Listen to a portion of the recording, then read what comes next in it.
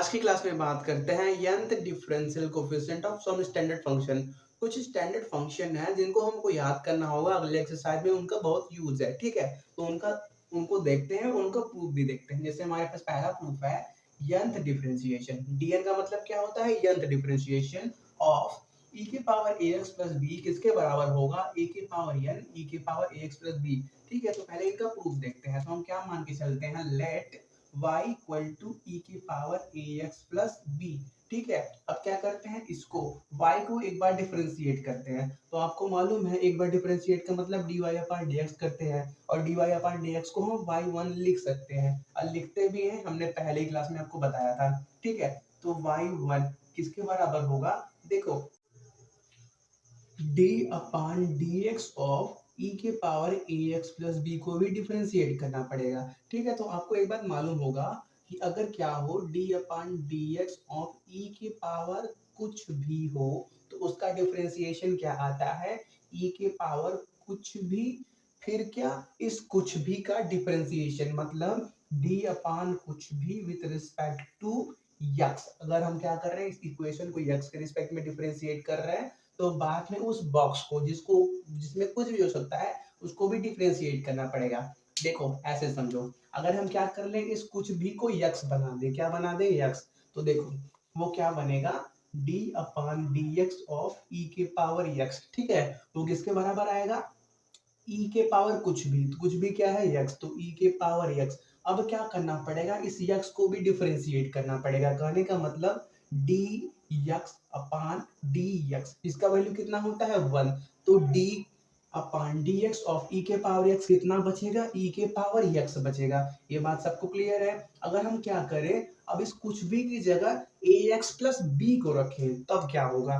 ठीक है, तो देखो हमने यहीं पे कर लिया है। ठीक है, इस कुछ भी को हमने क्या बना दिया? ax plus b। तो पहले क्या आएगा? e के पावर कुछ भी, तो इसका डिफरेंशिएशन e के पावर ax प्लस b आ गया। अब क्या करना पड़ेगा? इनटू में d अपान कुछ भी x के रिस्पेक्ट में, d अपान कुछ भी x के रिस्पेक्ट में। तो देखो ये कुछ भी आपका है क्या? ax plus b, d upon dx of ax plus b।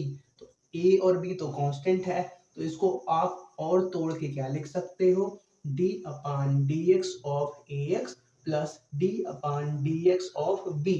तो देखो यार, यहाँ पे a कांस्टेंट है तो a यहाँ पे बाहर आ जाएगा। ठीक है, उसके बाद बचा क्या? dx अपान dx, उसका वैल्यू 1। तो यहाँ से क्या मिला हमको? सिर्फ a मिला डिफरेंशिएशन करने के बाद, प्लस देखो b तो कांस्टेंट है, और कांस्टेंट का डिफरेंशिएशन क्या होता है? 0। तो क्या मिला? और a प्लस 0। कहने का मतलब क्या मिला? सिर्फ हमको a मिला।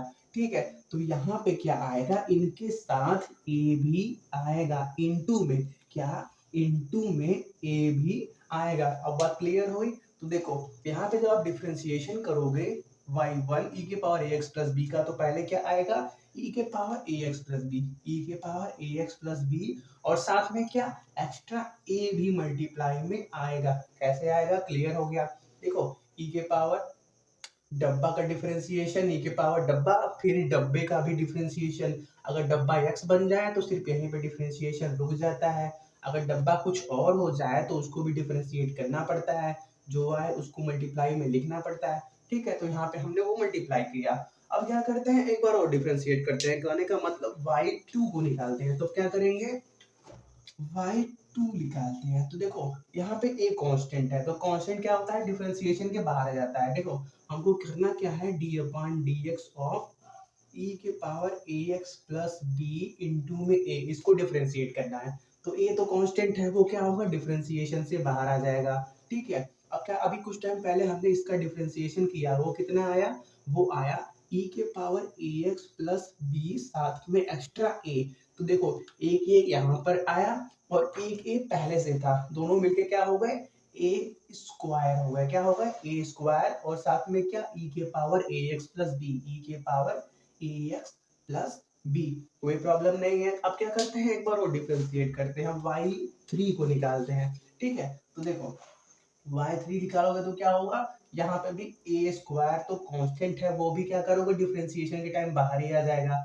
और e के पावर ए एक्स प्लस बी करोगे तो e के पावर ए एक्स प्लस बी और एक्स्ट्रा ए आएगा और ए स्क्वायर कांस्टेंट पहले से ही है तो ए को यहाँ से निकालो और यहाँ पे कर दो तो क्या बन जाएगा ए क्यूब बन जाएगा।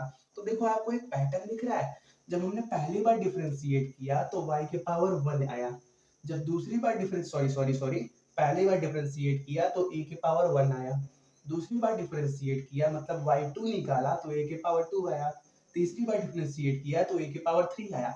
अगर हम क्या करें yn मतलब n टाइम डिफरेंशिएट करें तब क्या आएगा e के पावर n तो आएगा ही आएगा।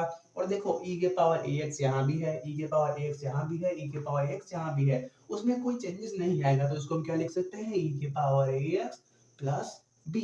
ठीक है, तो n से टाइम डिफरेंशिएट करोगे तो वो कितना आता है a के पावर n ax a के पावर n e के पावर ax प्लस b। ठीक है, और देखो आपने कुछ और भी पढ़ा हुआ है कि dn y को हम क्या लिख सकते हैं yn लिख सकते हैं, कोई प्रॉब्लम नहीं है। nth time differentiation of y, nth time differentiation of y दोनों का कहने का मतलब एक ही है। ठीक है, ये पहले क्लास में हमने क्लियर कर लिया था। ठीक है, तो देखो यार हमने y लिया क्या था, y हमने लिया था e के पावर ax प्लस b, तो हम क्या लिख सकते हैं from here we have d के पावर n e के power ax plus b equal to a के पावर n e के पावर ax प्लस b।